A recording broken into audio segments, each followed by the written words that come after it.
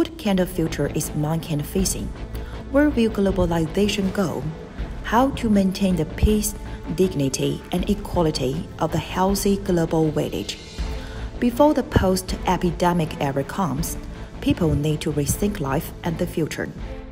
To this end, a series of special programs of Professor Li Hua, General Director of Innovation Forum, have been launched, which are advocated by the Cambridge Institute of Innovation and the United Nations Academic Influence, participated and carried out by CSSA UK and ASOSA UK, with the theme of Explain China to the World, Let the World Explore China, and the vision of peace, dignity, and equality of a healthy global village.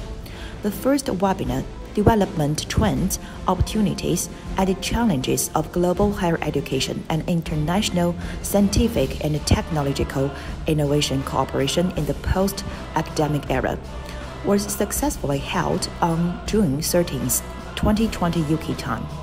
Professor Li Hua, founder of the Cambridge Institute for Innovation in China, Professor Maurice Van Rooyen, President of the Global University Alliance, and Tim Nichol, Vice President of John Moore University of Liverpool, UK, delivered keynote speeches at the meeting.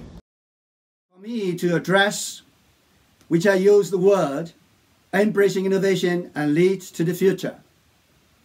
Also, I want to talk about the 40 years, in the last 40 years, the world has changed dramatically. And you can see, there is the slides there, but I wouldn't want to go one by one.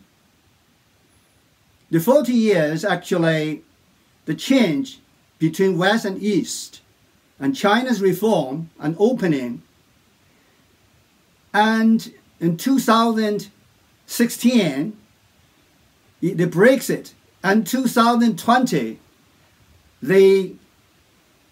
the coronavirus, and these changed the world.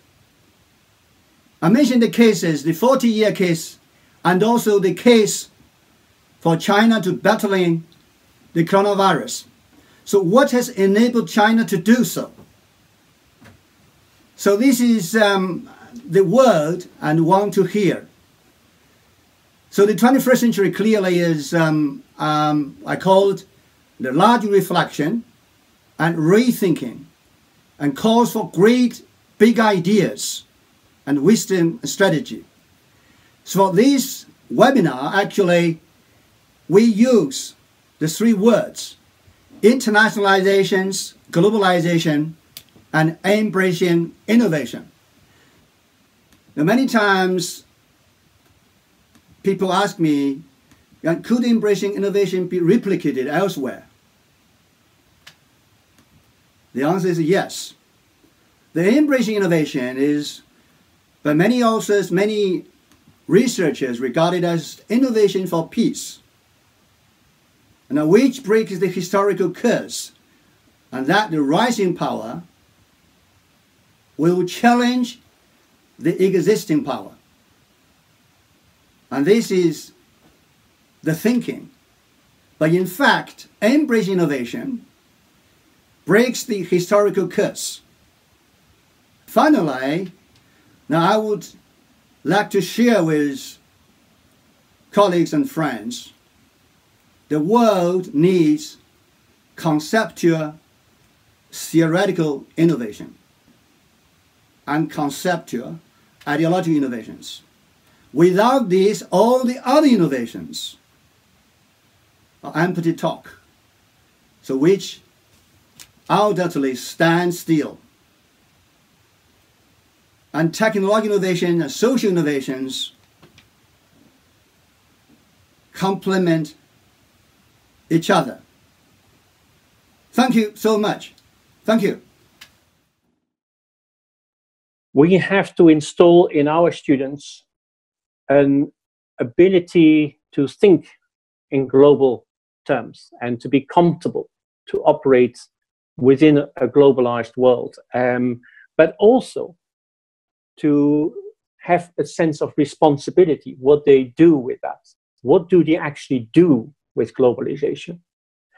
how do they deal with it? I don't want to make any political statements here. That's not my role, right? But of course, I get my frustration sometimes when I hear populist, nationalist politicians talking about build a wall. You know, we want to take back control over our own country and all those kind of things, which is kind of trying to go back in time, trying to stop the clock, trying to create a national agenda out of uncomfortable situation of globalization, which has caused some definitely negative impacts in society as well, like some people benefiting much more from it than others and creating stress in society, disharmony in society. You cannot turn back the clock, and you should not want to turn back the clock. You should actually look forward and actually say, what can we do with globalization in a responsible way, control the negatives and work on the positives, forward rather than backward thinking. That's really what we need to install in our graduates, in our students, in Zoom or Teams or whatever tool we want to use. And one of the things I'm doing in global university system, and particularly my German university, University Europe, is I'm introducing this integrated virtual learning at an early stage as a standard part of education, because it allows students around the world to study together, right? Here we are having a discussion together, but when I have students sitting in the classrooms, actually through collaborative online international learning, they can work on projects already in year 1 and year 2 around the world, which will make them much more comfortable with studying with people in different cultures, in different time zones, etc. And so it's that digital tool which is going to be quite powerful in bringing that education to the next level and making sure that people become comfortable with globalization, but also understand what they can do with it, and also be aware that they do need to not just believe in it, but take positive action in making sure that for next generation, globalization brings something positive, and we do not make the mistakes again of the past. That was my reaction to your speech, Richard. Thank you very much once again for inviting me, and I'm looking forward later to the questions and answers. Thank you. How easy, I ask, is it going to be in the future to ask a guest lecturer to sign in via a platform rather than take time out of a busy schedule to physically visit and turn up to a lecture hall? And what opportunities do we now see that exist to engage international guest lecturers to deliver a session to our students? Taking a multi-channel approach can enable us to develop a single program that accommodates the needs of the learner rather than the needs of those who deliver. Using appropriate technology, the location of the learner could be irrelevant. Those who wish to be physically present could be so, but those located elsewhere could also participate. And this is not just about broadcasting lectures. We've learned about specific platforms enable us to create virtual work environments within which student groups can work collaboratively without boundaries or borders. And so I ask who can be present on those courses, and the reply essentially is anyone with digital access. And this model could be developed by any single institution. But however, the collaborative workspace create exciting opportunities for institutional collaboration. And I think this is an area where further innovation is possible. We've come to understand how to manage live interaction across student cohorts located away from the university. If we can do this with our own students, why not collaborate with partners and do this with their students too? I noted about the benefits international mobility could bring to the student. Collaborative student engagement across institutions and boundaries provides an opportunity for students located at their home institutions to address both subject development and the nurturing of soft skills, particularly relationship building, personal effectiveness, and cultural awareness. It is in the virtual space that we can create an international experience, not confined by borders or physical presence. I therefore feel very optimistic about the future, as I believe we can provide some solutions to the problems of responsible internationalization. Technology enables us to create a program without boundaries that favors all and privileges none. Once individuals have digital access, learning can take place. and public policy must move to address the issue of digital poverty, particularly in disadvantaged populations.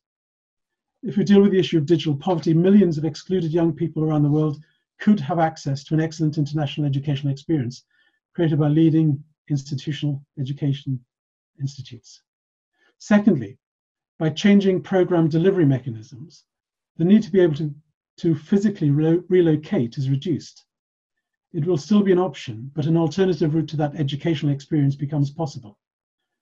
Working together, institutions around the globe can find ways to provide students currently excluded with an international educational experience in both a responsible and a sustainable manner. Could I thank you very much for the opportunity to address you, and could I thank you for your attention during this presentation? Thanks.